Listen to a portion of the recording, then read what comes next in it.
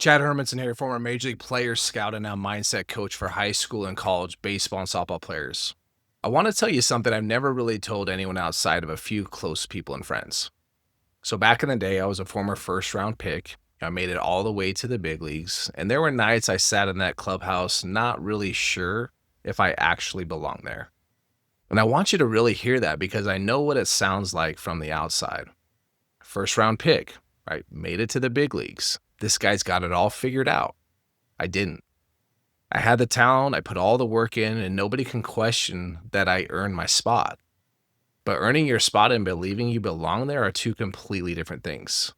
And that gap between what I had accomplished and what I actually felt inside followed me for years. I would walk into a stadium and look around and I'd think, do these guys know something about themselves that I don't know about me? I would have a great game, and instead of feeling it, I would already be worried about whether I could do it again tomorrow. Maybe you've been there before. I was comparing myself constantly to other players. I was comparing myself to who people expected me to become, the version of myself that I thought I was supposed to be now. And here's the part that took me way too long to figure that out. None of that had anything to do with my talent.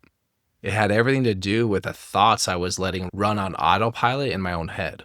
And nobody ever sat me down and taught me how to deal with that. Nobody taught me that the doubt was not the truth, that it was just a thought. And those thoughts can be examined and changed. I figured it out eventually, but well after my playing career was over. And it cost me a lot of peace that I will never get back from those years.